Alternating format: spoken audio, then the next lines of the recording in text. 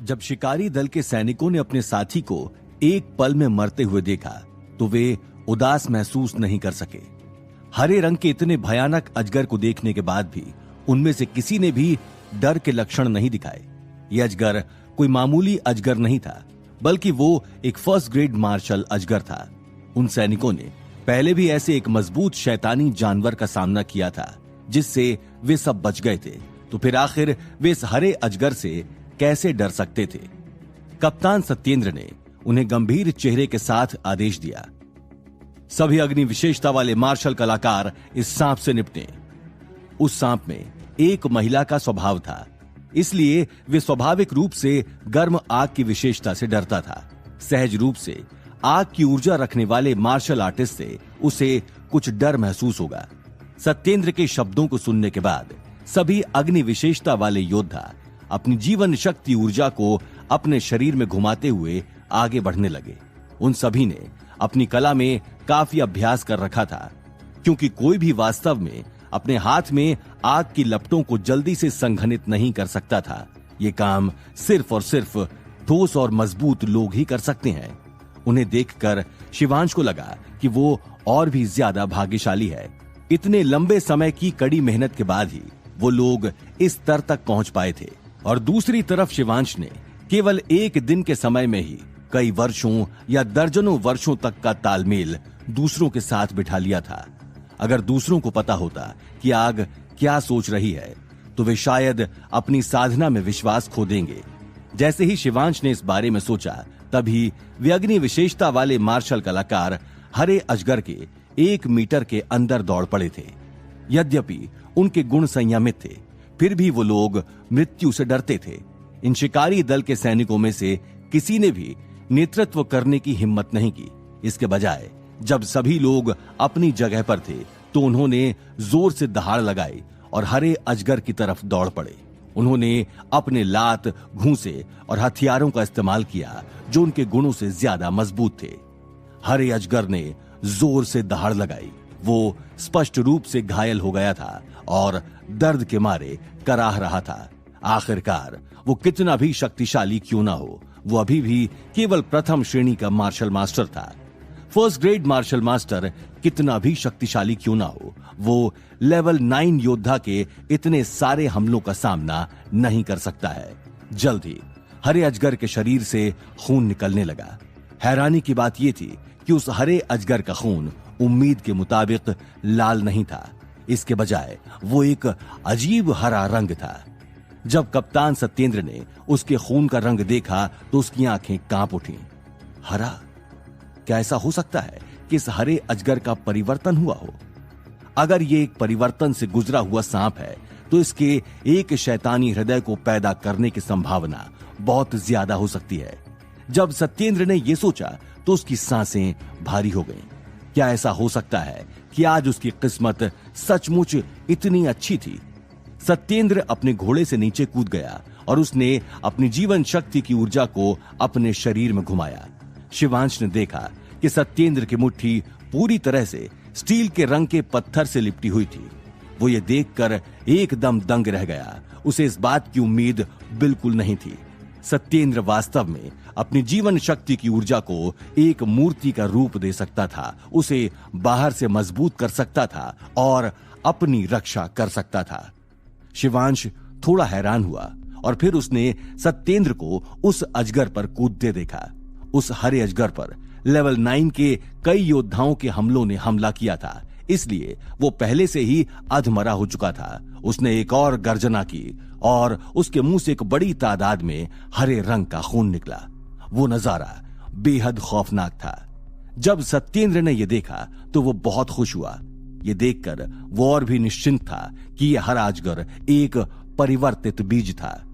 उसने अचानक जोर से दहाड़ लगाई, लेकिन सत्येंद्र की इस दहाड़ में एक फीकापन था। सत्येंद्र में अपने शेर के दहाड़ कौशल की सीमा को सटीक रूप से नियंत्रित करने की क्षमता नहीं थी। नतीजतन उस अजगर के बगल में खड़े भाड़े के कई सैनिकों के कान शेर की दहाड़ की कौशल से फट गए, जिससे उन्हें एक पल के लिए चक्कर आ गया। उसने अपने शरीर में सारी जीवन शक्ति ऊर्जा को पूरी ताकत से इकट्ठा कर लिया। उसने पूरी ताकत को अपने दाहिने हाथ में इकट्ठा कर लिया।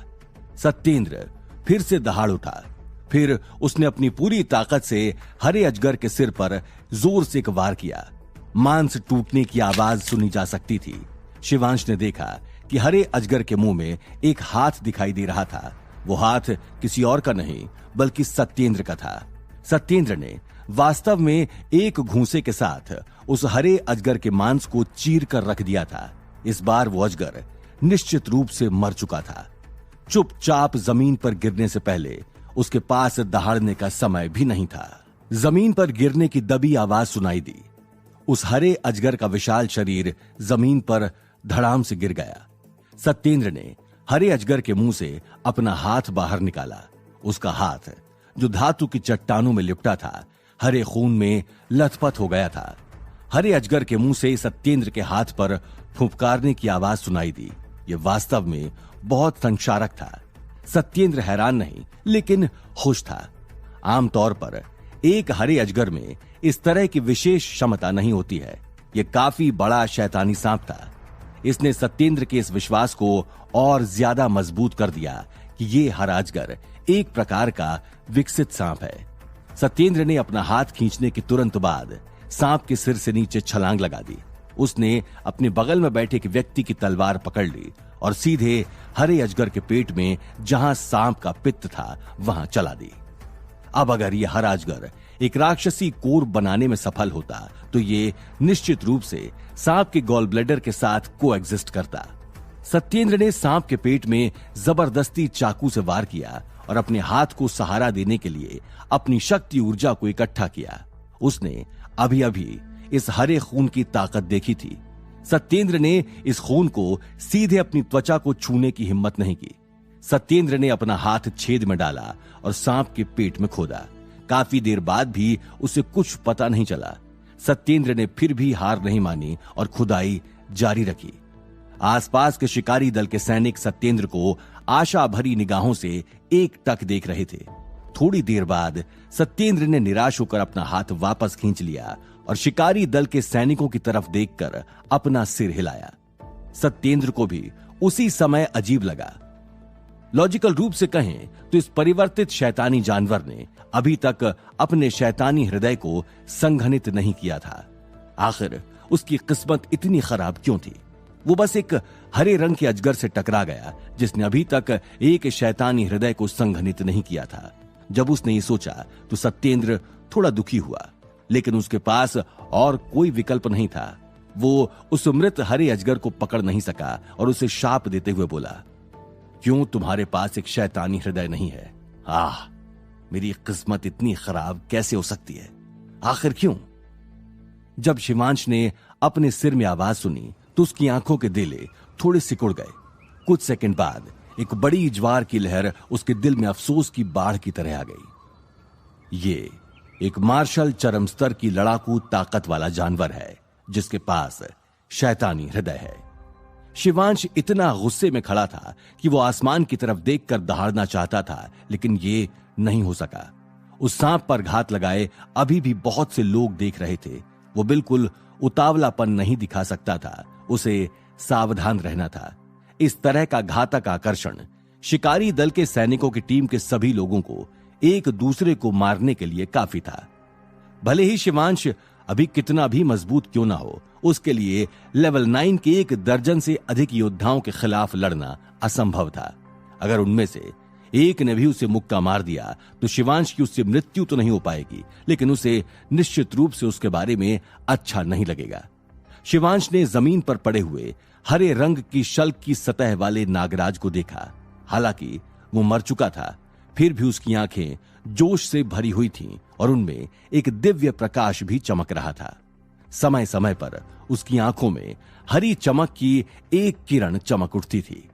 सत्येंद्र ने उस अजगर के पेट के साथ कुछ देर तक खिलवाड़ किया, लेकिन उसने शैतानी हृदय को ना खोज पाने के बाद भी हार नहीं मानी। उसने हरे रंग की शल्क को चीरते हुए उस सांप के अंदर फिर से खोजना शुरू कर दिया। सत्येंद्र ने कुछ देर और खोजा, लेकिन फिर भी वो नहीं मिला। आखिर में निराशा से भरे चेहरे के साथ उसने अपना हाथ सांप के पेट से हटा लिया। अंत में हार कर वो घूमा और चला गया। उसे हरे अजगर की अन्य मूल्यवान चीजें भी नहीं चाहिए थीं। शिवांश को यह नहीं पता था कि हरे अजगर को राक्षसी जानवर के जंगल में सबसे निचले दर्जे का राक्षसी जानवर माना जाता था।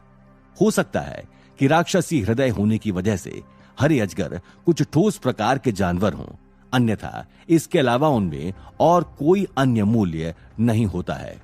हालांकि इस सांप का मांस था, लेकिन हरे अजगर का मांस बेहद सख्त था।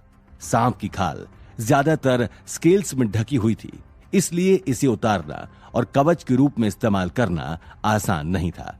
लेकिन ये हरा अजगर नहीं, हरे रंग की स्केल्स के जहरीले नुकीले सांपों वाला एक नागराजा था, जो कि हथियार बनाने के लिए एक अच्छा सामान था। हालांकि सत्येंद्र और अन्य लोग ये नहीं पहचान सके कि ये हरे रंग की खाल वाला नागराजा था। बेशक वे हरीश के दांतों वाले नागराजा के उपयोग का पता भी नहीं लगा पाएंगे। सत्येंद्र ने शिकारी दल के सैनिकों को रोक दिया, जो अभी भी हार मानने को तैयार नहीं थे और हरे अजगर की लाश की जांच करना चाहते थे। उन्होंने कहा, बस बहुत हो गया। क्यों तुम अभी भी इसे और देखना चाहते हो? मैं सांप के पेट के अंदर के हिस्से को गूदे में बदलना जा रहा हूं। यह विकसित हरा अजगर ये वास्तव में एक राक्षसी हृदय नहीं दे सकता है। हम वास्तव में बहुत बदकिस्मत हैं। यह देखा जा सकता था कि सत्येंद्र बहुत बुरे मूड में था। हालांकि ये बात समझ में भी आ रही थी। आखिर उसने शुरुआत में ही उस सांप से इतनी उम्मीद रखी थी। वो उत्साह से ऊपर गया और बड़ी मेहनत से नागराजा को मार भी डाला, लेकिन उसके हाथ कुछ नहीं लगा। अब वो खुश आखिर हो भी कैसे सकता है? एक और मील, हम आज रात कैंप लगाएंगे। सत्येंद्र शिकारी दल के सैनिकों की टीम के लोगों पर चिल्लाया। सत्येंद्र ने उन्हें हरे अजगर पर समय बर्बाद नहीं करने के लिए कहा। किसी को भी वास्तव में हरे अजगर के बारे में कोई जानकारी नहीं थी। इस बात ने शिवांश को चौंका कर रख दिया था। अब शिवांश कैसे उस अजगर से शैतानी हृदय निकालेगा, जानने के लिए सुनते रहिए secret warrior Shivansh, only on pocket FM.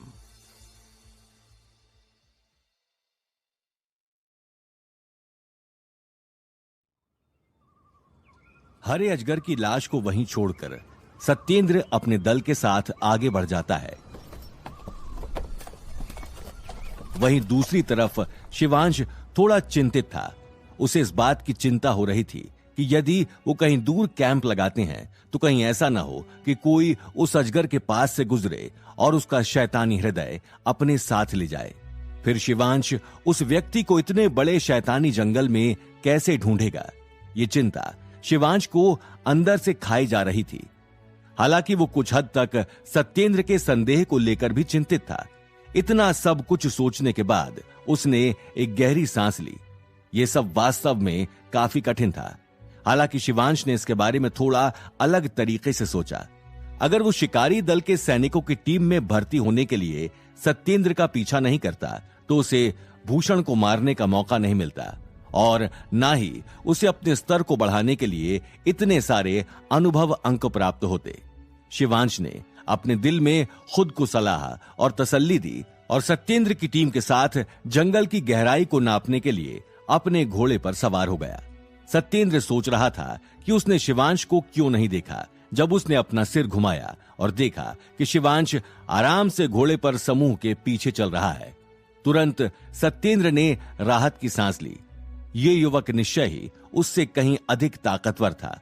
अगर वो हर समय उस पर नजर नहीं रख पाता तो ये सचमुच उसे डरा देता। जब सत्येंद्र ने शिवांश के ग्रेड के गहन कौशल के बारे में सोचा तो उसकी आंखों ने एक अगोचर लालच प्रकट किया। सत्येंद्र ने चुपके से अपनी लार निगल ली और शिवांश पर एक गहरी नजर डाली, जो राक्षसी जानवर वन के दृश्यों का आनंद ले रहा था। वो मुड़ा और चिल्लाया, रुको, हम यहीं डेरा डालेंगे। उसी समय सत्येंद्र अपने मन में कुछ बहुत ही घिनौना बुदबुदाया। ठीक है शिवांश, क्योंकि तुम दृश्यों को देखना बहुत पसंद करते हो, मैं इस जगह पर ही तुम्हारी कब्र खोद दूंगा। सत्येंद्र के बोलने के बाद टीम के सभी लोग रुक गए। उन्होंने अपने अपने बनाए हुए तंबुओं को निकाल लिया और विश्राम के लिए वहीं आराम करने की तैयारी करने लगे। जैसा कि वे राक्षसी जानवर वन के बाहरी क्षेत्र में थे, शिकारी दल के सैनिकों को डर नहीं लग रहा था। राक्षसी जानवर की लौ को आसानी से बुलाया जा सकता था, इसलिए सत्येंद्र ने इसे देखकर कुछ नहीं कहा। जो लोग अभी तक राक्षसी जानवर वन के बाहरी क्षेत्र में ही थे, अगर कोई राक्षसी जानवर यहां प्रकट होता है तो आमतौर पर उसे संभाला जा सकता है। यदि वो राक्षसी जानवर जो शिकारी दल के सैनिक के सदस्य का विरोध नहीं कर सकता प्रकट हो गया था, तो उनके लिए आग ना लगाना व्यर्थ होगा। जब तक उन्हें निशाना बनाया जाएगा तब तक मौत से कोई नहीं बच पाएगा। बहुत जल्दी विभिन्न आकारों के तंबू कैंप में खड़े हो गए। शिकारी दल सैनिक के लोग अपना राशन खा रहे थे और अपने पास के लोगों से बात कर रहे थे। तभी अचानक काले कपड़े वाली महिला शिवांश की तरफ चली जाती है। ऐसा लग रहा था कि जैसे वो उससे कुछ कहना चाहती हो। हालांकि इससे पहले वो कुछ कहती, उसने अपना मुंह थोड़ा खोला। आह! एक दयनीय चीख कैंप से कुछ ही दूर से आई। वो केवल एक ही आवाज थी और वो जल्दी ही गायब हो गई। इस खून से लथपथ चीख ने अस्थायी चुप्पी से सभी को जगा दिया था। सत्येंद्र ने अप्रशंसा के भाव से चीख की दिशा में चिल्लाया, नक्षत्र, ये तो तुम हो। मुझ पर चाल चलने की कोशिश मत करो। अगर मुझे पता चला कि तुम मुझ पर चाल चल रहे हो तो मैं तुम्हें बहुत मारूंगा। ये कहने के बाद सत्येंद्र और सभी शिकारी दल के सैनिकों ने जवाब सुनने की उम्मीद में चुपचाप उस दिशा में देखा, जिस पर वे निराशी हुए, क्योंकि उस दिशा से उन्हें कोई जवाब नहीं मिला। वहां केवल एक भयानक सन्नाटा था। सत्येंद्र ने ठंडी हवा में सांस ली और उस दिशा में चल दिया। कुछ स्तर 9 के योद्धा भी सत्येंद्र के कहने पर उसके पीछे पीछे चल दिए। सत्येंद्र को पहले से ही लगा था कि कुछ ठीक नहीं है। उसके मन में एक बुरा ख्याल बार बार आ रहा था। सत्येंद्र जानता था कि नक्षत्र नाम के शिकारी दल के व्यक्ति ने अवश्य ही किसी चीज का सामना किया होगा। वो शायद अब तक मर चुका था। शिकारी दल की टीम के नेता के रूप में सत्येंद्र को जाकर इसकी जांच करने के लिए जाना जरूरी था। सत्येंद्र वास्तव में बहुत घबराया हुआ था, लेकिन सिर्फ अपने कई साथियों के सामने, अन्यथा वे उसे कैसे नीचे देख सकते थे। सत्येंद्र ने एक मुंह की लार निगल ली और आगे बढ़ गया। नक्षत्र ने अभी अभी किसी का स्वागत किया था। नक्षत्र अपनी व्यक्तिगत समस्याओं को हल करने के लिए कैंप के पीछे के जंगल में गया था। वो केवल कुछ मिनटों के लिए ही निकला था कि तभी उसके साथ कुछ हो गया। जैसे ही कैप्टन सत्येंद्र आवाज के पीछे भागे, तब उनको वहां पर बदबू महसूस हुई। उसका चेहरा एकदम बिगड़ गया। वो कहीं ना कहीं जान गया था कि नक्षत्र अब जिंदा नहीं रहा। सत्येंद्र के पीछे खड़े योद्धा भी उस बदबू को महसूस कर सकते थे। उन सभी के हाव भाव एकदम बदल गए। उनमें से एक योद्धा छोटे कद का था। उसने सत्येंद्र के पीछे खड़े होकर कहा, कैप्टन, अगर आप चाहें तो हम लोग आगे आएं। दूर से ही नक्षत्र मर चुका है, ये हम समझ चुके हैं। अगर हम आगे और जाएंगे तो शायद हम खतरे में पड़ सकते हैं। उस छोटे योद्धा के ऐसा कहने पर उसका चेहरा बर्फ जैसा सफेद पड़ गया। वो कुछ देख नहीं पा रहा था, लेकिन डर के कारण उसका चेहरा पीला पड़ गया था। हालांकि उसने उस छोटे योद्धा को दोषी न ठहराया, क्योंकि इस भयावह जंगल में कहीं पर भी कुछ भी हो सकता था। इसके कारण सभी लोग डरे हुए थे। वो एक खतरों से भरा हुआ खौफनाक जंगल था। उस क्षण में सभी ने आग और पानी की ताकत का इस्तेमाल किया। उन्होंने हर जगह पानी का छिड़काव कर आग को बार बार दिखाते रहे, जिससे जंगली जानवर उनसे थोड़ी देर के लिए दूर रहें। ये एक प्रकार का उनका उन भयानक जानवरों से बचाव का तरीका था। जब तक वो खुद उनको उकसाते नहीं थे, वे नजरअंदाज होते थे। सबसे भयानक बात यह थी कि उस जंगल में वो योद्धा खुद को छिपाकर फिर हमला करते थे। वही ये बात उस जंगल के जानवरों ने भी सीख ली थी और वो भी घात लगाकर हमला करते थे। ये कहना उचित होगा कि उनका हमला करने का स्तर एक मानव के स्तर से ज्यादा ही होता था। इसके अलावा वे सभी जंगली जानवर निर्दयी और खून के प्यासे थे। उनको किसी पर हमला करके उसकी जान लेना एक मनोरंजन का खेल लगता था। वो किसी मानव प्रजाति को मारकर अपने आप को भाग्यशाली समझते थे और स्वर्ग सा आनंद महसूस करते थे। दरअसल वे आदमियों को मारकर अपनी ताकत और मनोरंजन को बढ़ाने का प्रयास करते थे। अब इन सब चीजों के लिए क्या वो किसी व्यक्ति को नहीं मारेंगे? इसलिए टीम के कैप्टन सत्येंद्र के पैर भी लड़खड़ा गए और अंदर ही अंदर वो एक भयानक डर की गिरफ्त में था। जब नक्षत्र मरा तब उसकी उसे एक आवाज के अलावा और कोई चीज नहीं सुनाई दी, बल्कि उन सभी को किसी भी जानवर की कोई हरकत महसूस भी नहीं हुई थी। नहीं तो वो राक्षसी जानवर उन योद्धाओं के हाथों मारा जाता। सत्येंद्र ने एक डर का घूंट निगला और अपने दिल में डर का भाव महसूस किया, लेकिन उसके पीछे उसी की टीम के सदस्य ये सब देख रहे थे। अगर वो इस परिस्थिति को ठीक करने की कोशिश करता तब भी लोग उसके बारे में बातें बनाते। सत्येंद्र ने गुस्से से पीछे मुड़कर देखा और कहा, तुम लोग क्या बेवकूफ हो? डरना बंद करो, मेरे पीछे आओ और देखो, और अगर तुम्हारे पास कुछ भी नहीं है करने को तो वापस चले जाओ। इतना कहने के बाद सत्येंद्र पीछे हटा और जंगल के अंदर चला गया। वहां पर खड़े 3 योद्धा एक दूसरे को देखते रह गए। उनके पास कोई और विकल्प नहीं था। उन्होंने एक दूसरे से खुद को बांध लिया और सत्येंद्र के पीछे पीछे उस जंगल में चलने लगे। जैसे ही सत्येंद्र और उसके साथियों ने उस जंगल के अंदर प्रवेश किया, वैसे ही वे कुछ कदम पीछे हट गए। सत्येंद्र ने ऐसा भयावह दृश्य पहले कभी भी नहीं देखा था। वो उसको कभी भी नहीं भूलेगा। उन 2 पेड़ों के बीच में एक बड़ा मकड़ी का जाल बना हुआ था। उन योद्धाओं ने देखा कि नक्षत्र उस मकड़ी के जाल के बीच में बंधा हुआ है। हालांकि उतनी जरूरी बात नहीं थी, इससे जरूरी बात कुछ और ही थी। नक्षत्र की आंखें खुली की खुली रह गई थी। उसको देखकर ऐसा लगा कि जब वो जिंदा था तब वो किसी ऐसी चीज को देखकर डर गया, जिसके कारण उसकी आंखें फटी की फटी रह गईं। नक्षत्र का शरीर टुकड़ों में बट गया था। उसका सिर, उसका धड़ और उसके पैर सब अलग थे। उसको मार दिया गया था, लेकिन उसके शरीर के अंगों को उस मकड़ी की जाल में बांधकर इकट्ठा रखा गया था। हालांकि उन शरीर के टुकड़ों को मिलाकर नहीं रखा गया था, उनके बीच में काफी जगह थी। नक्षत्र की मौत वाकई काफी डरावनी थी। जैसे ही उस छोटे योद्धा ने जब उस भयावह दृश्य को देखा तो वो गिरकर उल्टियां करने लगा। वो अपने कैप्टन सत्येंद्र के पीछे खड़ा था। वहीं पर 2 अन्य योद्धाओं के चेहरे भी पीले पड़ गए थे। वे समझ गए थे कि आने वाला वक्त उनके लिए अच्छा नहीं होने वाला है। उनके पेट में गड़गड़ाहट हो रही थी। वहीं पर कैप्टन सत्येंद्र के चेहरे का रंग भी उड़ गया था। तभी अचानक सत्येंद्र ने थोड़ी दूरी में एक आवाज सुनी। तभी सत्येंद्र चिल्लाया और कहा, भागो भागो सभी, यहां से जल्दी भागो। वो मुड़ा और जहां से आया था वहीं वापस को भागने लगा। उसके साथ में वो 2 योद्धा भी भागने लगे। वहीं दूसरी ओर वो छोटा योद्धा कुछ धीमी चाल में भाग रहा था, इसलिए वो पीछे छूट गया। उसे समझ में आ गया था कि उसे क्या हुआ है और अब आगे क्या होने वाला है। सत्येंद्र और उसके 2 साथी पहले ही भागते हुए कुछ 7-8 मीटर की दूरी तय कर चुके थे और छोटा योद्धा पीछे ही छूट गया था।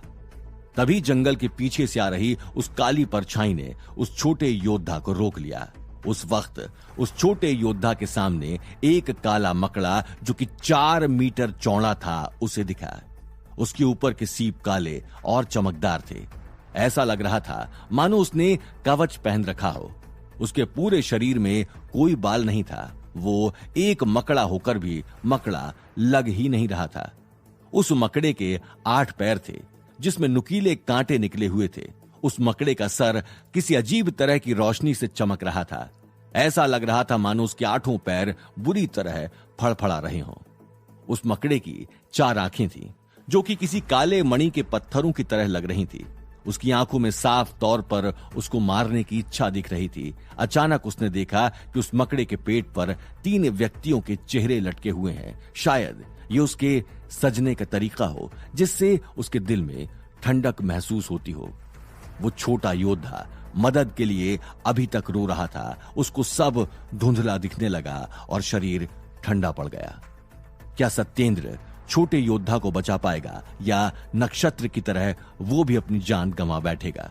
जानने के लिए सुनते रहिए secret warrior Shivansh, only on pocket FM.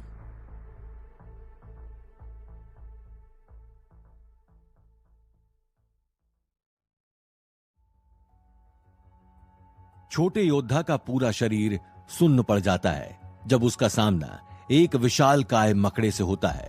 ऐसा लगा मानो उस 8 पैर वाले मकड़े ने उसके शरीर को थोड़ी देर लहराया। उसकी दृष्टि काली पड़ गई और वो अपने होश खो बैठा। उस छोटे योद्धा का शरीर कई टुकड़ों में बंट गया और इधर उधर जमीन पर बिखर गया। उसके शरीर का हर अंग एक मांस के लोथड़े में तब्दील हो गया। इससे देखा जा सकता था कि उस मकड़े के 8 पैर कितने ज्यादा नुकीले थे। छोटा योद्धा मकड़े को एक पल के लिए भी नहीं रोक पाया। उसकी कुछ प्रतिक्रिया देने से पहले ही मकड़े ने उसे मार गिराया। वो कुछ मिनटों में ही कई टुकड़ों में विभाजित हो गया। सत्येंद्र लगातार तेजी से भाग रहा था। वो भागते भागते अपने साथियों के पास पहुंचा। उसने पूरी टीम को चिल्लाकर निर्देश दिया, किसका इंतजार कर रहे हो तुम लोग? समय आ गया है, तैयार हो जाओ युद्ध के लिए। वे सभी लोग उस राक्षसी जंगल में कई सालों से युद्ध कर रहे थे। वे सभी होशियार व प्रतिभाशाली थे और जानते थे कि उनका कैप्टन सत्येंद्र किस बात को लेकर चिल्ला रहा है। वे सभी अपनी ताकत इकट्ठा कर तैयार हो गए। ये क्या मजाक है? हमारा कैप्टन ही वहां से भाग निकला क्या? क्या वो राक्षसी जंगल अंदर से इतना भयावह था? शिवांश वहीं खड़ा होकर सारी स्थिति देख रहा था और मन में ये सोचने पर मजबूर हो गया कि उसका कैप्टन सत्येंद्र वहां से भाग निकला। उसको ये स्पष्ट नहीं हो रहा था कि अंदर ऐसा कौन सा रूप था जंगल का जो सत्येंद्र को इस हद तक चौंका सकता था। एक राक्षसी मकड़ा।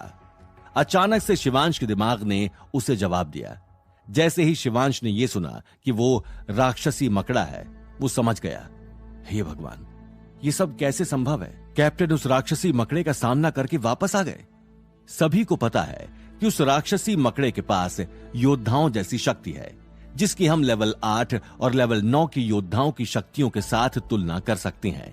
सामान्य तौर पर जब भी हम उस राक्षसी जंगल के अंदर जाते हैं तो हमें 2 या 3 पहाड़ों की चोटियों पर जाने की अनुमति होती है, जिसके बीच हम उन राक्षसी जानवरों का सामना करते हुए आगे बढ़ते हैं। हालांकि वो जगह उस राक्षसी जंगल का बाहरी क्षेत्र ही थी जहां पर ये लोग रुके हुए थे। यहां पर हरे अजगर, जो कि फर्स्ट ग्रेड मार्शल मास्टर की ताकत के होते हैं, और राक्षसी चीते, जो कि दूसरे या तीसरे स्तर की ताकत के होते हैं, पाए जाते हैं।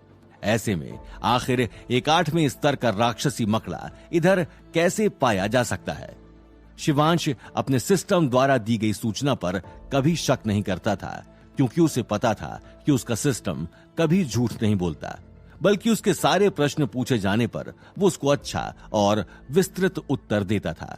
सत्येंद्र के वापस आने पर शिवांश ने ध्यान दिया कि जब वो सभी जंगल के अंदर गए थे तो वो 4 लोग थे। अब वापसी में सिर्फ 3 लोग आए हैं। ये पूछने की आवश्यकता नहीं पड़ी कि कौन वो दुर्भाग्यशाली व्यक्ति था जो अंदर मारा गया था। सत्येंद्र का चेहरा मुरझाया हुआ था। वो अंदर ही अंदर काफी दुखी था। उसने बताया कि एक काली छाया उसकी तरफ बिना रुके आ रही थी। जैसे ही उन्होंने उसको देखा, वो वहां से भाग निकले। वास्तव में उसका टारगेट सत्येंद्र था, जो कि खुद में कोई साधारण व्यक्ति नहीं है, लेकिन उसने पीछे मुड़कर नहीं देखा, क्योंकि उसे पता था कि अगर वो पीछे मुड़ता तो राक्षसी मकड़ा उसे मार डालता। उसने उस मकड़े को रोकने के बजाय अपनी सारी शक्ति अपने पैरों पर लगा दी और वहां से भाग निकला। उसने अपनी सारी शक्ति उस हमले से बचने में लगा दी। वो बिना रुके 7 से 8 मीटर भाग निकला, जिसके कारण मकड़े के उस भयानक हमले से वो बच पाया। हालांकि सत्येंद्र के साथी उतने भाग्यशाली नहीं निकले और उस राक्षसी मकड़े ने उनकी छाती फाड़कर हत्या कर दी। जैसे ही उस मकड़े के पैर उस योद्धा की छाती में घुसे, वहां पर एक अजीब तरह की काली रोशनी निकली। इसी के साथ उस योद्धा का खून कुछ ही समय में गायब हो गया। यह अपने आप में ही एक अनोखी बात थी। उस मकड़े को छोटे योद्धा को मारने का काफी समय मिल गया था। उस दुर्भाग्यशाली योद्धा का चेहरा पीला पड़ गया था और वो उस भयानक राक्षसी मकड़े के द्वारा मारा गया। वो राक्षसी मकड़ा ऐसा लग रहा था मानो कि उसने हड्डियों का बस्ता भरकर अपने ऊपर रखा हो। वो दृश्य काफी भयावह था। ये सब सुनकर शिवांश उस भयानक राक्षसी मकड़े की कल्पना कर सकता था। इतना सब समझने के लिए काफी था कि वो जो भी उस राक्षसी मकड़े को लेकर सोच रहा था वो बिल्कुल सही था।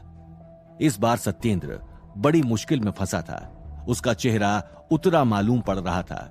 उसके सारे साथियों के चेहरे पर डर साफ साफ झलक रहा था। वे हर बार शक्तिशाली जंगली जानवरों का शिकार करते थे। वे सभी ताकतवर और प्रतिभाशाली थे। कमजोर जानवरों का शिकार करना उनके बस में नहीं था। वहीं उन्होंने कई ऐसे जानवरों का शिकार भी किया था जो पहले और दूसरे स्तर के मार्शल मास्टर की ताकतों से भरे थे, लेकिन इस बार उनका सामना उनसे भी ज्यादा ताकतवर मकड़े से था। कई लोगों ने बहुत सारे जानवरों को बिना किसी चोट खाए मार गिराया था, लेकिन इस बार 8वें स्तर मार्शल मास्टर की ताकत से भरा राक्षसी मकड़े के साथ उनका मुकाबला था। ऊपर से वो राक्षसी शक्तियों से भरा हुआ एक जानवर था जो इतनी आसानी से हार मानने वालों में से नहीं था। कैप्टन समझ गया था कि उसको हराना इतना आसान नहीं होने वाला है। उस राक्षसी मकड़े की आंखों में हर आदमी सिर्फ एक मांस का लोथड़ा था जिसको वो कुछ पल में मसल देने की शक्ति रखता था। सत्येंद्र जानता था कि सिर्फ शिवांश और काली पोशाक वाली महिला ही कुछ कमाल कर सकते हैं। सत्येंद्र ने शिवांश की ओर देखकर बोला, भाई तुम समझ गए होगे कि अभी परिस्थिति क्या है। अब मैं तुम्हें और पीछे नहीं रहने दूंगा, तुम्हें आगे आना होगा। अगर तुमने आगे आकर मोर्चा नहीं संभाला तो यहां पर सभी की जान जाना निश्चित है। शिवांश ने सिर हिलाकर हामी भरी। वो जानता था कि वाकई में उस राक्षसी मकड़े से सभी डरे हुए हैं। उसने उस काली पोशाक वाली महिला की तरफ देखा। क्या वो काली पोशाक वाली महिला मार्शल मास्टर लेवल की योद्धा है? अगर होगी भी तो क्या वो सहायता कर सकती है? काली पोशाक वाली महिला के पास कोई भी रास्ता दिखाने वाला नहीं था। शिवांश चिंतित था कि अगर उसे कोई भी साथी नहीं मिला तो वो कैसे उस कठिन रास्ते पर चल पाएगा। शिवांश उस काली पोशाक वाली महिला को देखे जा रहा था, तभी उस महिला को लगा कि उसे कोई देख रहा है। उसने पीछे मुड़कर देखा तो वो शिवांश था। उसने शिवांश को देखकर मुस्कुराया। हालांकि उस महिला ने अपने चेहरे को ढक रखा था, लेकिन उसकी आंखें मुस्कुरा रही थी। ये बात शिवांश समझ गया था। उसने कभी नहीं सोचा था कि वो काली पोशाक वाली महिला इतने मजबूत इरादों की है। ऐसी परिस्थिति में भी हंसना उसके सुदृढ़ व्यक्तित्व की पहचान थी। शिवांश ने वहां से अपना दिमाग हटाया और उसने परिस्थिति की गंभीरता पर विचार करते हुए उस राक्षसी मकड़े को खत्म करने के बारे में सोचा। शिवांश उस मकड़े के आगे पहुंचा। वहीं बाकी लोग अपनी अपनी जगह पर तैयार खड़े थे। शिवांश ने उससे लड़ने के लिए कोई भी भूमिका नहीं बनाई थी। हालांकि वो सभी हमले के लिए तैयार थे। मकड़े के 8 पैर जमीन में धंसे हुए थे। उसने अपनी सारी शक्ति उन पैरों पर एकत्रित करी हुई थी। वो सीधे उस काली पोशाक वाली महिला के ऊपर हमला करने के लिए दौड़ा। उसी वक्त एक हल्की सी ताकत उस मकड़े के सामने आई, जिसने उसको काली पोशाक वाली महिला के पास आने से रोका। मकड़ा चालाक था, इसलिए वो काली पोशाक वाली महिला पर हमला करने के लिए आतुर था। वो उपाय निकालकर कैसे भी उस महिला को अपने सिर की सतह से मार डालना चाहता था। जैसे ही उस महिला ने उस राक्षसी मकड़े को अपनी तरफ आते हुए देखा, वो शांति से कुछ मंत्र पढ़ने लगी। उसका चेहरा शांत और निडर था। उसने हाथ हिलाकर अपने साथियों को इशारा किया। जैसे ही उस महिला ने अपने साथियों को हाथ हिलाया, उस मकड़े के भागने की गति अचानक धीमी हो गई। वो कोई शक्ति थी जो मकड़े को रोक रही थी। जैसे ही शिवांश ने देखा कि वो मकड़ा उस काली पोशाक वाली महिला के पास आ रहा है, वो आधे रास्ते में ही उस मकड़े के सामने आ गया, क्योंकि वो नहीं चाहता था कि उस महिला को कोई भी नुकसान पहुंचे। क्योंकि उस राक्षसी मकड़े की गति धीमी पड़ गई थी, इसलिए शिवांश को उसे पास से देखने का मौका मिला। उसने देखा कि वहां पर कई हरी हरी नसों जैसी रस्सियां जमीन से निकलकर उस राक्षसी मकड़े को जकड़कर उसको आगे बढ़ने से रोक रही हैं। हालांकि वो राक्षसी मकड़ा बहुत बलशाली था, इसलिए वो हरी रस्सियों को तोड़ने में कामयाब रहा। लेकिन जैसे ही वो रस्सी को तोड़ता, जमीन से दूसरी रस्सियां निकलकर उसे पकड़ने लगती। यही वजह थी जिसके कारण उसकी गति धीमी पड़ गई थी। शिवांश इस मौके को गंवाना नहीं चाहता था। उसने अपनी गति को बढ़ाकर उसके चेहरे पर लात मारी, जैसे कि तोप का गोला उस मकड़े के चेहरे पर लगा हो। वो राक्षसी मकड़ा उस समूह से घिर गया। वो बहुत ही गुस्से में लग रहा था। उसने कई बार दहाड़ा और अपने हाव भाव बदले। उसके बाद वो मकड़ा शिवांश की तरफ आने लगा। उसने अपने सामने के तीखे 2 पैरों से शिवांश को घेरने की कोशिश की, लेकिन शिवांश भी धीरे से उसके चंगुल से बाहर निकल आया। अगर शिवांश अपनी चतुराई और होशियारी नहीं दिखाता तो वो खुद को कई टुकड़ों में विभाजित कर लेता और मारा जाता। उसने अपनी मुट्ठी को कस के बंद कर मकड़ी के शरीर को रोकने का प्रयास किया। शिवांश लगभग उस मकड़े के सामने ही था, तब राक्षसी मकड़ा ऐसे अच्छे अवसर को कैसे जाने देता। उसने अपने सामने के पैरों को शिवांश के शरीर में घुसेड़कर उसको नुकसान पहुंचाने की कोशिश की। हालांकि उसका हृदय उस मकड़े के पैरों के वार से बच गया। अगर उसके पैर उसकी छाती पर लगते तो शायद शिवांश की छाती फट सकती थी। शिवांश के दिल में धक्का सा लगा, लेकिन उसका शरीर स्थिर था। उसने अपने पावर ऑफ एंट किंग की शक्ति को अपने शरीर के दाएं हाथ में एकत्र किया और उसका निशाना था उस मकड़े के सामने वाले पैर। अचानक शिवांश का हाथ फिर काला पड़ने लगा। सत्येंद्र थोड़ी दूर पर ही खड़ा था। वो ये देखकर अचंभित था कि शिवांश अचानक कैसे इतना शक्तिशाली बन गया। भूषण को मारते वक्त भी उसने कुछ शक्तियों का प्रयोग किया था और इस बार भी वही काली शक्ति उसके हाथ में मौजूद थी, लेकिन अब वो काली रोशनी लगातार गहरी होती जा रही थी। उस काली रोशनी ने उसकी पूरी कलाई घेर ली थी। ऐसा लग रहा था कि वो काली रोशनी उसकी बाह तक को जकड़ लेगी। लेकिन उसी वक्त सत्येंद्र लगातार यही सोच रहा था कि कैसे इतने कम समय में शिवांश इतना शक्तिशाली बन गया। ये सत्य नहीं है, लेकिन वो इसको झुठला नहीं सकता। क्या वो रैंक 1 का मार्शल आर्टिस्ट होगा? अगर ऐसा हुआ तो वो उससे छोटा मार्शल मास्टर कहलाएगा। सत्येंद्र के दिमाग में उस वक्त ये सभी बातें चल रही थी। वहीं शिवांश इन सब चीजों की परवाह किए बगैर उस राक्षसी मकड़े के पैरों से लड़ रहा था, जो कि लगभग उसके शरीर में जा घुसे थे, लेकिन तब भी वो उससे लड़ रहा था। हालांकि उस दृश्य को देखकर ऐसा लग रहा था कि शायद शिवांश आज अपनी जान यहीं गंवा देगा। क्या शिवांश और सत्येंद्र उस राक्षसी मकड़े को मारने में कामयाब हो पाएंगे? आगे जानने के लिए सुनते रहिए secret warrior Shivansh, only on pocket FM।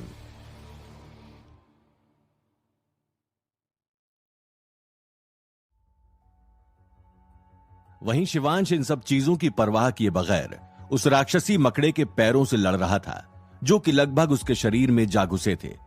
लेकिन तब भी वो उससे लड़ रहा था। तभी उसने अपने दाहिने हाथ से उस काली शक्ति को राक्षसी मकड़े के सामने के पैरों पर मारा, जिसकी वजह से एक धीमी सी आवाज सुनाई पड़ी। वो आवाज किसी के शरीर के टूटने की थी। शिवांश ने मकड़े के सामने के पैर तोड़ दिए थे। क्या ये संभव है? पीछे खड़े लोग इस दृश्य को देखकर हैरान थे।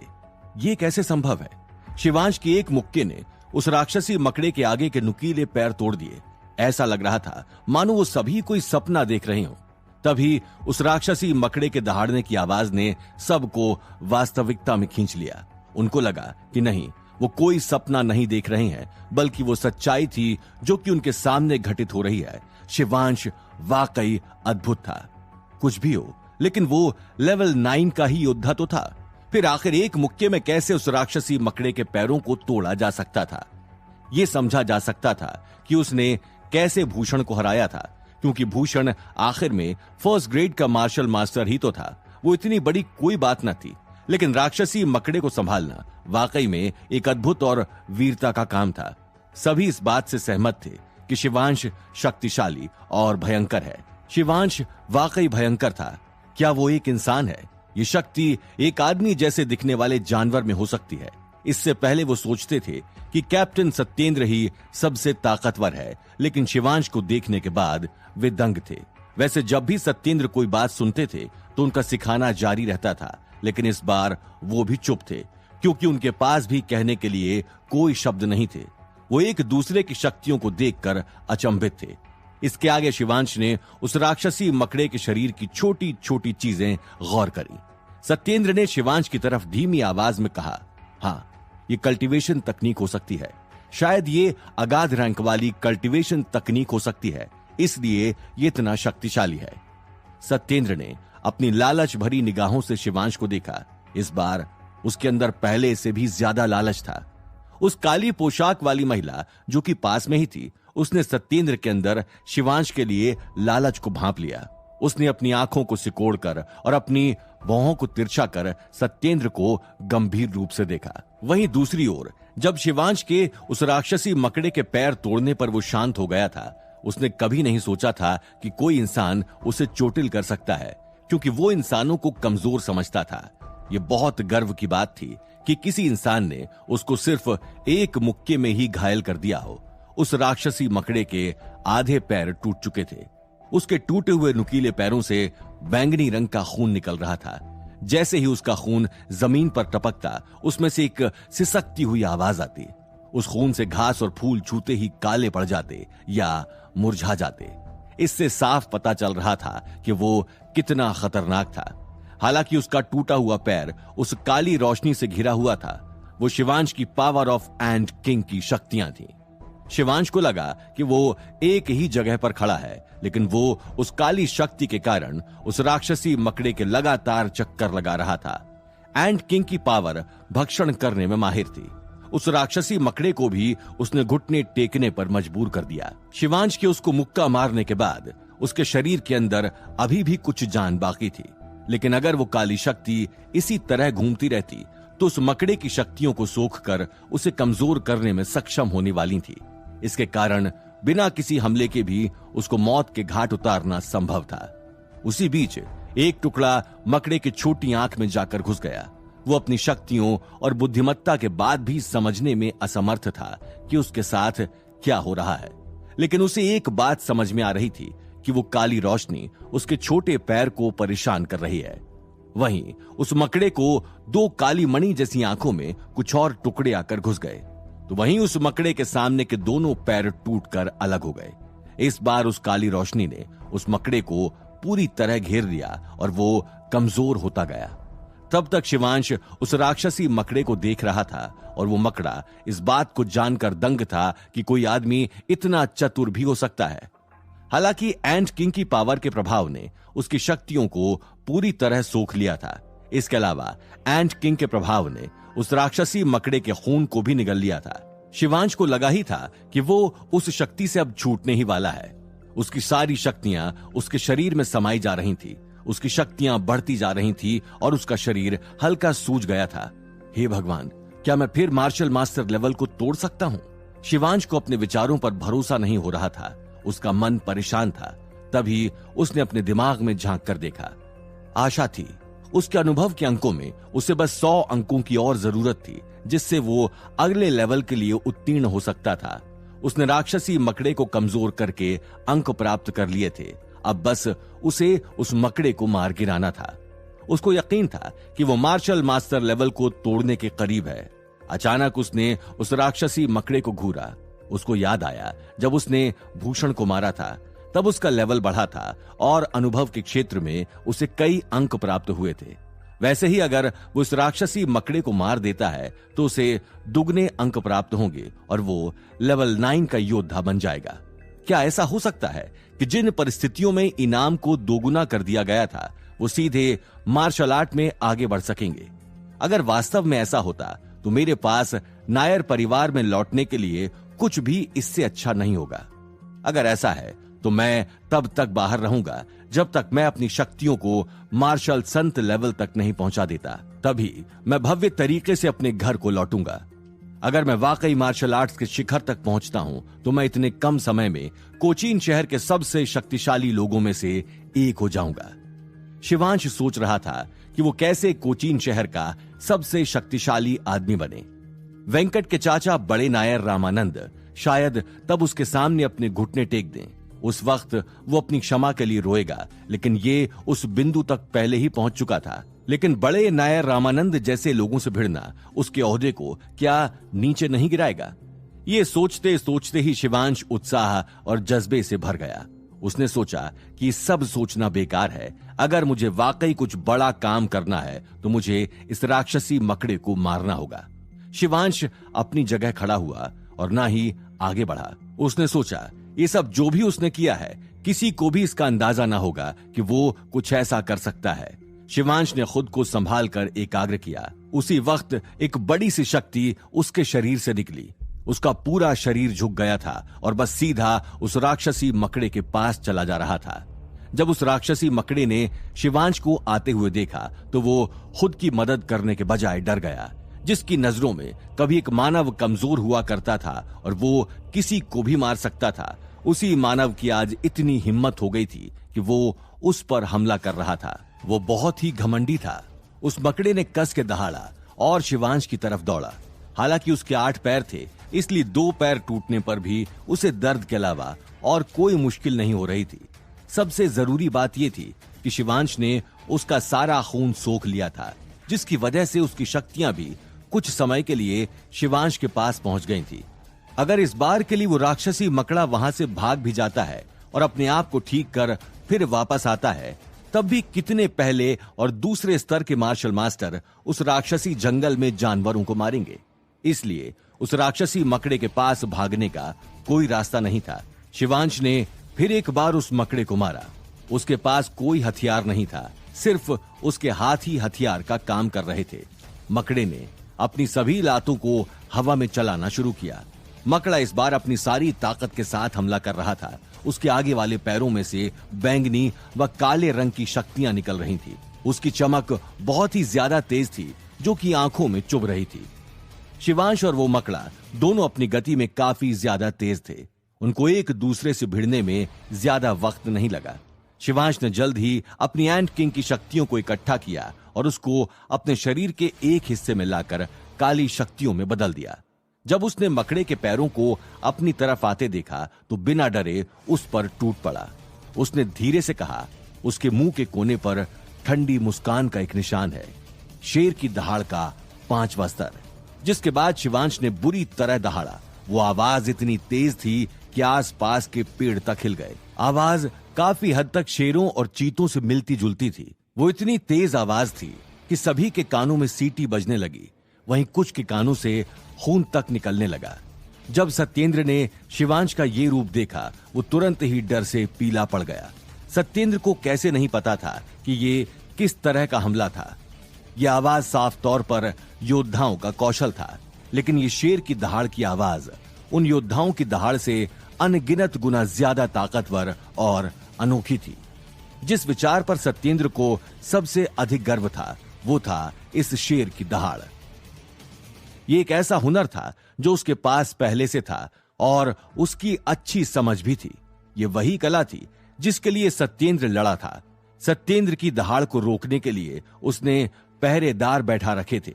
जो भी उस दहाड़ को नहीं रोकता, वो उसे बहुत डांटता था, क्योंकि उसके बाद उसे चक्कर आने लगते थे और युद्ध के बीच में चक्कर आना एक बहुत बड़ी गलती है। उस वक्त प्रतिद्वंदी को मौका मिल जाता है उसे मारने का। सत्येंद्र ने दहाड़ को लेकर बहुत अभ्यास किया था। वो लगभग हर दिन दहाड़ का अभ्यास किया करता था। वो जानता था कि कैसे दहाड़ को और मजबूत व शक्तिशाली बनाया जा सकता है। फर्क नहीं पड़ता है कि कितनी बार प्रयास किया गया हो, लेकिन रोज अभ्यास करना जरूरी है। बढ़ने की कोई सीमा नहीं होती है। हम जितना चाहें उतना बढ़ सकते हैं। वो हमेशा से इस बात का समर्थन करता कि हम येलो रैंक के योद्धा हैं, जिसको अपनी कला में पारंगत होना है। सत्येंद्र की हमेशा से इच्छा थी कि वो सबसे ज्यादा तेज आवाज निकालने में महारत हासिल करे। वो इस कला का प्रतिनिधित्व करना चाहता था। वो प्रसिद्ध दहाड़ निकालने के राजा से बहुत जलता था, क्योंकि दहाड़ निकालने में उनका नाम प्रथम आता था। हालांकि वो जानता था कि उनकी कला का क्या वजन है, इसलिए वो शांत था। उसे पता था कि उस उच्च स्तर को हासिल करने के लिए उसे कितनी मेहनत करनी होगी, लेकिन वो उस दहाड़ निकालने वाले राजा को उसकी किस्मत की वजह से उसे प्रसिद्ध बताता था। लेकिन अब उसके सामने खुद शिवांश था, जो उससे भी ज्यादा अच्छी तरह से दहाड़ निकालने में सक्षम था। सत्येंद्र उससे फिर कैसे न जलता। आखिर शिवांश और उस राक्षसी मकड़े में किसकी जीत होगी? आगे जानने के लिए सुनते रहिए secret warrior Shivansh, only on pocket FM.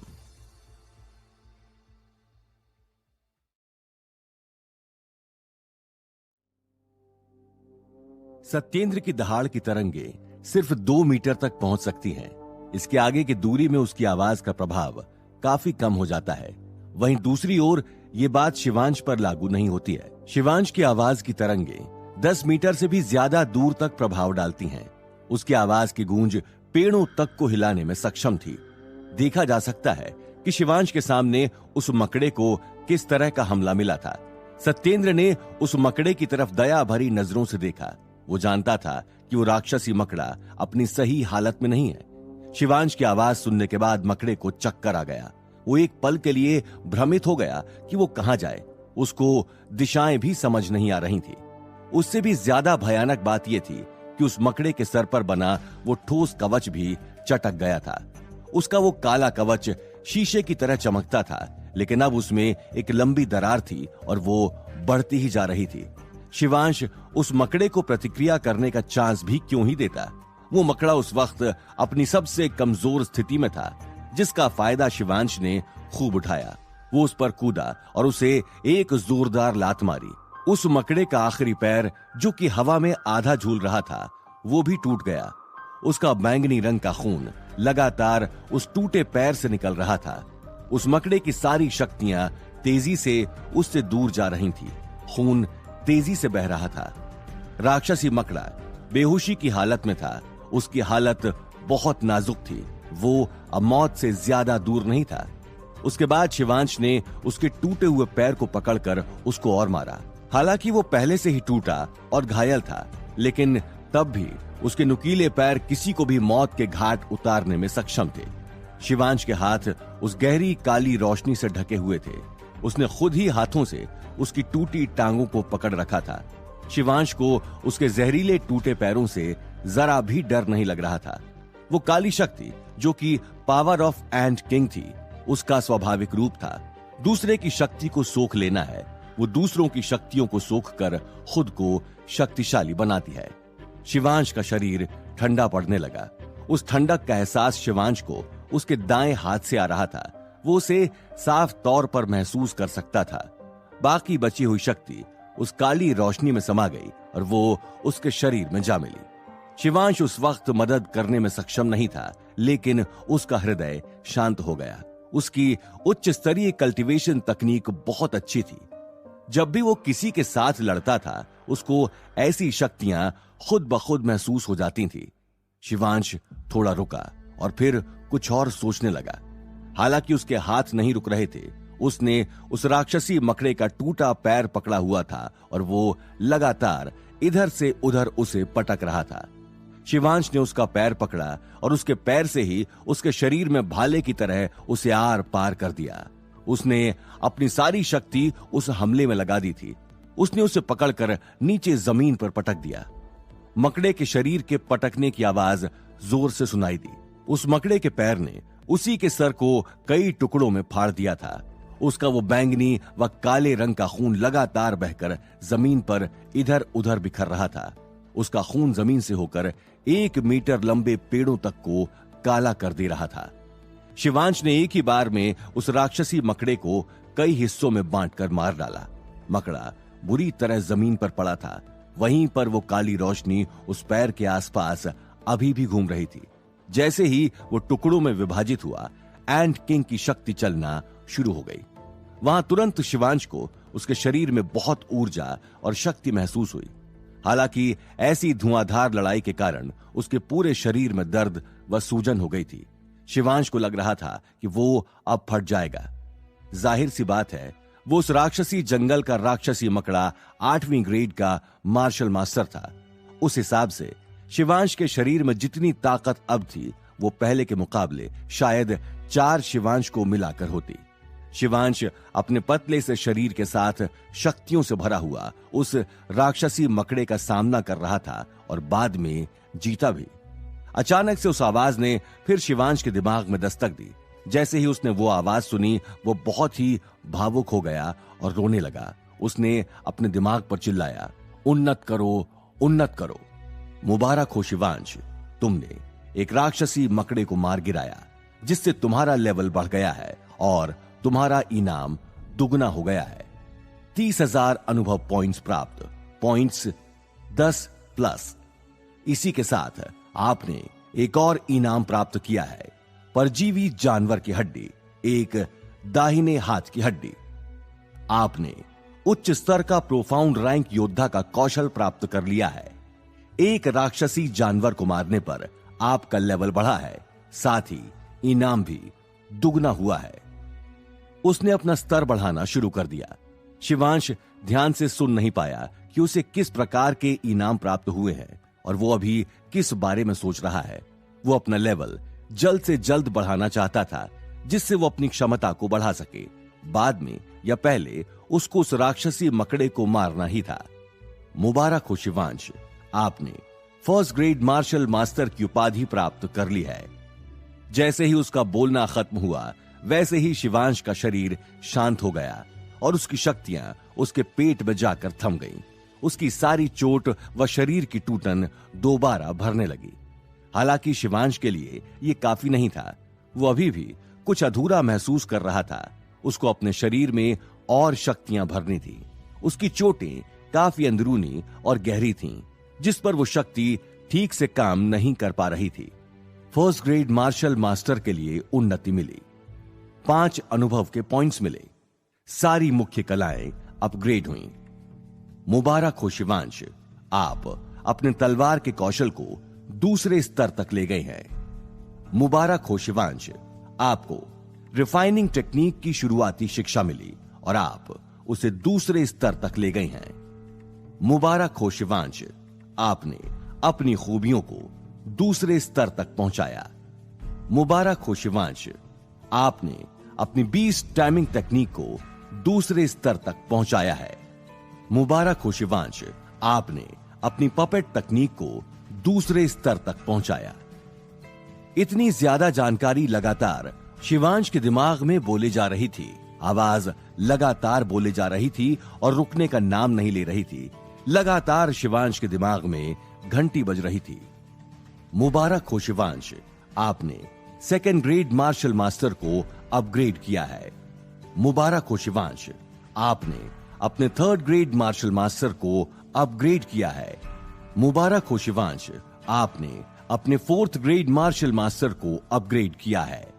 मुबारक हो शिवांश, आपने अपने फिफ्थ मार्शल मास्टर को अपग्रेड किया है। और फिर एकदम से आवाज रुक गई। जैसे ही वो आवाज गूंजी, शिवांश के शरीर में कई सारे बदलाव होने शुरू हो गए। शिवांश लगातार राक्षसी मकड़े की शक्ति को सोख रहा था। वो अब 5वें स्तर का मार्शल मास्टर बन चुका था। हालांकि उसने कभी इन चीजों की कल्पना नहीं की थी। हालांकि लेवल 9 का कौशल पाना वाकई एक अचंभित कर देने वाली बात थी, क्योंकि शिवांश मात्र 5वें स्तर का मार्शल मास्टर था। उस स्तर पर यह काफी बड़ी उपलब्धि थी। अगर वो उससे संतुष्ट नहीं होता तो वो शायद एक लालची व्यक्ति कहलाता। हालांकि शिवांश वहां खड़ा होकर उस राक्षसी मकड़े की सारी शक्तियां सोख रहा था। वो उस मकड़े से सब कुछ निकाल लेना चाहता था। उसका चेहरा काफी शांत और संतुलित था। उसके बाद उस राक्षसी मकड़े का शरीर सूखता गया और सिर्फ उसका कंकाल बचा। वो सूखकर एक रक्त रहित मांस का ढांचा बन गया था। अब शिवांश के पास पहले से कहीं ज्यादा शक्ति थी। वो अपने आप को रोक नहीं पा रहा था, इसलिए उसने इधर उधर 1-2 मुक्के मारे। अगर वो इन शक्तियों के साथ उस शक्तिशाली राक्षसी मकड़े के साथ अब लड़ता तो शायद उसको इतनी मेहनत ना करनी पड़ती। वो उसे आसानी से हरा सकता था। लेकिन अगर उसके पास उस एंट किंग की शक्तियों का संबल ना होता तो वो शायद वो कभी उस राक्षसी मकड़े को ना हरा पाता, ना ही अपने एक मुक्के से उसका चमकदार कवच तोड़ पाता। अभी तक के शिवांश की सभी जीतों में उस एंट किंग की पावर का बहुत बड़ा योगदान रहा है। उसने अपने सिर को संतुष्टिपूर्ण हिलाया। साथ ही उसने एक जानवर की हड्डी भी प्राप्त कर ली थी। लेकिन ये सभी चीजें वो वहां के लोगों को नहीं दिखाना चाहता था। उसे डर था कि अगर वो उसकी शक्तियां लोगों को दिखाता है तो शायद वो मुश्किल में पड़ जाए। उस जानवर की हड्डी से पूरे कोचीन शहर में खून की नदियां बह सकती थी। ये जानवर की हड्डी क्या है? ये उस राक्षसी जानवरों की शक्तियों से भी ज्यादा भयानक शक्तियों से परिपूर्ण है, जो कि पूरे द्वीप में प्रसिद्ध है। यह पहला राक्षसी धातु था जो कि उसे प्राप्त हुआ है। ये राक्षसी धातु बहुत ही दुर्लभ और कीमती था, जिसको हर कोई नहीं पा सकता। यही एक कारण था जिसकी वजह से बाकी सभी योद्धा उस राक्षसी हृदय को पाने में असमर्थ थे और उनकी शक्तियां उतनी मजबूत नहीं हो पाती थी। सामान्य तौर पर वे एक और 9 लेवल के योद्धा थे, लेकिन वो सिर्फ पहले और दूसरे स्तर के मार्शल मास्टर की ताकत वाले जानवरों के साथ लड़ सकते थे। ज्यादा से ज्यादा वे उस राक्षसी जंगल के आसपास या फिर उस राक्षसी पहाड़ के आसपास घूम सकते थे। इससे ज्यादा भयानक चीजें और हमले झेलना उनके बस में न था। भले ही उन राक्षसी पहाड़ों की श्रृंखला में वो राक्षसी जानवर बहुत शक्तिशाली थे, लेकिन उसका बाहरी क्षेत्र बहुत ही खूबसूरत था। वहां पर फूल और अतरंगी पेड़ वहां की शोभा बढ़ा रहे थे। उदाहरण के तौर पर एक आग की शक्ति वाला चूहा। हालांकि एक आग की शक्ति वाला चूहा भी एक राक्षसी जानवर ही कहलाता था, लेकिन वो चौथी और पांचवी स्तर की शक्तियां रखता था, जिसको आसानी से संतुलित किया जा सकता था। ऐसा इसलिए था क्योंकि एक आग की शक्ति वाला चूहा पूर्वजों का केवल एक प्रकार था और इसमें आग की विशेषता का निशान था। इसके अलावा इसका शरीर बड़ा था और ये अन्य राक्षसी जानवरों की तुलना में एक देवदूत या एक दानव के समान खतरनाक था। इसके अलावा सामान्य राक्षसी जानवरों की प्रजनन क्षमता बहुत मजबूत नहीं थी। आखिरकार इन्हें सुनिश्चित करना था कि संतानों की रक्त रेखा शुद्ध हो और उनकी प्रतिभा कमजोर ना हो। वे थोड़ा कम जन्म दे सकते थे। हालांकि एक आग की शक्ति वाला चूहा अलग था। इसे सामान्य चूहों की प्रजनन क्षमता विरासत में मिली थी। भले ही ये भाड़े के सैनिक हर दिन राक्षसी जंगल के बाहर मारे गए हों, फिर भी वे उन सभी को नहीं मार सकते। वे एक आग की शक्ति वाले चूहे की तरह तेज भी नहीं थे। इसके अलावा राक्षसी जानवर के राक्षसी कोर के उत्पन्न होने की संभावना सीधे तौर पर उनकी ताकत, जन्मजात स्तर और राक्षसी जानवर की दौड़ से संबंधित थी। राक्षसी जानवरों का सबसे निचला स्तर एक आग की शक्ति वाला चूहा बिना किसी विशेषता के एक साधारण बाघ को भी नहीं हरा सकता था। यदि 10,000 एक आग की शक्ति वाले चूहों में से कोई एक राक्षसी कोर गिरा सकता है, तो उस व्यक्ति को घर जाकर कुछ धूप जलानी होगी। वो वास्तव में एक महान भाग्य वाला व्यक्ति होगा। राक्षसी मकड़े का सामना करने के बाद अब शिवांश और उसके साथी आगे कौन कौन सी चुनौतियों का सामना करने वाले थे, इस बात से वो लोग बिल्कुल बेखबर थे।